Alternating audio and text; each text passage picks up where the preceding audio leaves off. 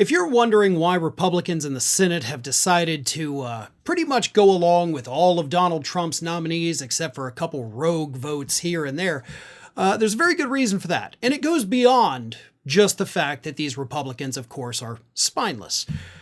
One of the big reasons behind this sudden just we're all going to fall in line is due to the threat of primary challengers.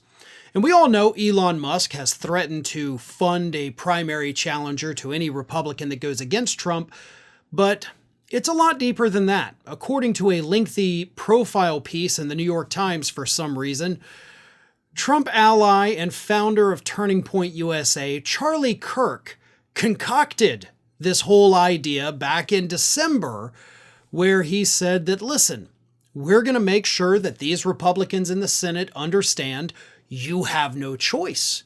You go along with Donald Trump, or we're going to find a primary challenger to get you out of office. In fact, here is what Kirk said. These lawmakers have taken advantage of Republican primary voters far too long. It's an objective fact. They're not in line with what those voters want. They're sending money to Ukraine. They're not strong on immigration, so this is not a veiled threat. I see no good reason to not go after Crapo or Rounds. The behavioral pattern and voting patterns of Senate Republicans would change with one successful primary. Now, you say it's an objective fact, but another person you mentioned is Joni Ernst, who, of course, has not been in the Senate, honestly, all that long. So, like, for far too long, these people, who some of them have only been there for, little over one term, have taken advantage of primary voters. Because these people are not who the primary voters want.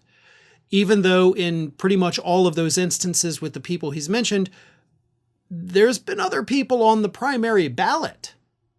So, what are you talking about? Like, these people won their primaries. So the primary voters who you say don't want these people keep telling you, we want these people. That doesn't make any sense, especially for you to assert that that is an objective fact, that the voters don't want these people. When the voters are literally voting for these people. You see how it doesn't make sense? But you also see how Republicans phrase things to make you think that what they're saying is correct. By just simply saying something that's completely untrue, but then following it up by saying, that's a fact. These Republican people out there who listen to these idiots are like, well, it's a fact. He said it's a fact. Obviously, it's a fact. We have stupid people that are following stupid people. But in the case of Charlie Kirk, I will admit, I don't think Charlie Kirk is stupid at all. I think he plays a part, right? He is playing a role of a stupid guy. He knows how the world works. I think he's actually very intelligent. I give him full credit for that. But he damn sure knows how to manipulate people, and that is exactly what he's doing. That is what Turning Point USA essentially does when they put on these big shows and the Republicans come out with fireworks coming out of the stage.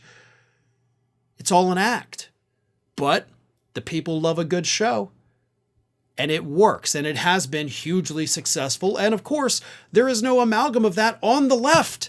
Like, we have nothing to compete with that, not even close.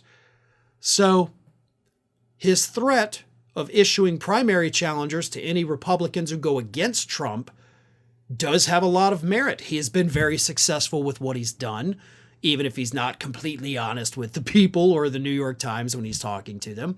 He's been successful. So there's no reason to think that he couldn't be successful in forming a viable primary challenger to these folks, except for the fact that it's also been tried, not necessarily by him, but there have been instances, of course, where anti-Trump Republicans have been primaried and got kicked out. There's been other instances where a Republican primary challenger who's more pro-Trump does oust a Republican incumbent and then goes on to lose a Trump district or a red district because the voters decided we don't actually want that, so we'll go with a Democrat instead. Happened this past election with Joe Kent. Successfully primaried an incumbent Republican. You get this pro-Trump guy on the ballot, and then people say, actually, we're going to go with the Democrat. So it's a double-edged sword, man. You got to pick and choose your targets.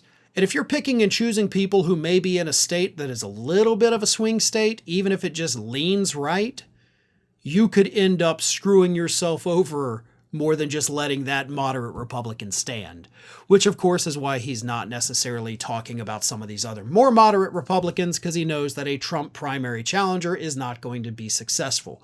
But what he's really telling us, and this is the part we need to be paying attention to, is that there's no room for critical thinking in today's Republican Party.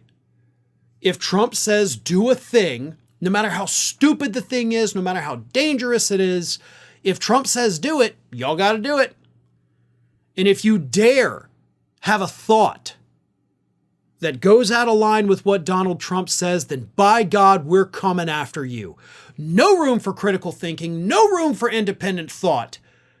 You are a mindless drone serving in the Republican Party at the pleasure of Donald Trump. And if you step out of line, we'll replace you with an even better drone that won't do that. That is what Charlie Kirk is telling us about today's Republican Party. By now, you've probably heard about DeepSeek, who created AI that rivals ChatGPT's at a fraction of the cost.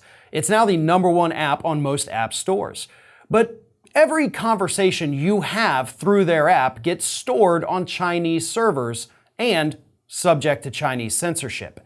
If you want to test out DeepSeek's power without sharing all of your conversations with Beijing, then let me recommend my sponsor, Venice AI. Venice.ai is a generative AI platform that is private and permissionless.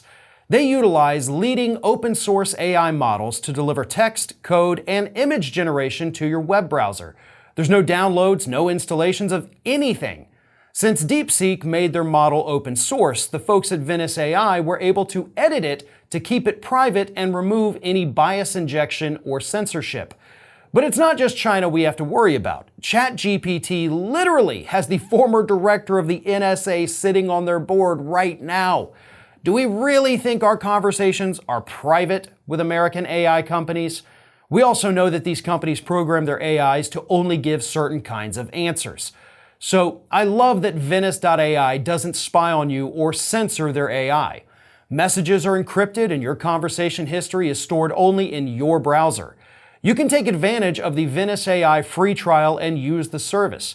And even if you don't think that AI is for you, I encourage you to give it a try. I've used it many times to help me phrase something that I want to say when I'm struggling to come up with just the right words. AI is a great tool when you have a product that you trust. If you want to try Venice AI, you don't even need to create an account. You can just go to my link, venice.ai/ringofire, and start chatting. If you want access to a completely private and censorship-less DeepSeek model and other amazing features, use our link, venice.ai/ringofire, and code ringofire to get 20% off a pro plan.